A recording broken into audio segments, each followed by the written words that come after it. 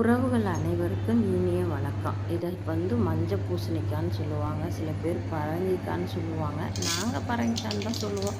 இந்த பரங்கிக்காய் குழந்தைங்களுக்கே ரொம்ப பிடிக்கும். ஏன்னா அது ஸ்வீட்டாக இருக்கிறதுனால. அதனால் அந்த பொரியலை நம்ம வீக்லி ஒன்ஸு செஞ்சு கொடுக்கலாம். அதை எப்படி செய்யலான்னு பார்க்கலாம் வாங்க.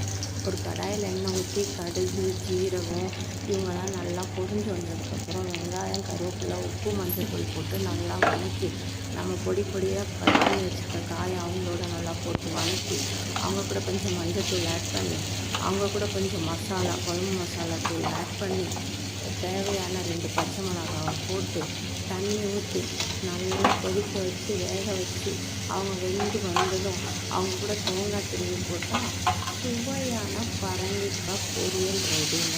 நீங்களே ட்ரை பண்ணி பாருங்கள். இந்த பரங்கிக்காவில் பொரியல் பண்ணுறதோட தொக்கு செஞ்சு சாப்பிட்டிங்கனாலும் அவ்வளோ டேஸ்ட்டாக இருக்கும். தொக்கு வீடியோ நான் நெக்ஸ்ட்டு டைம் போடுறேன். ஓகே, பாய்.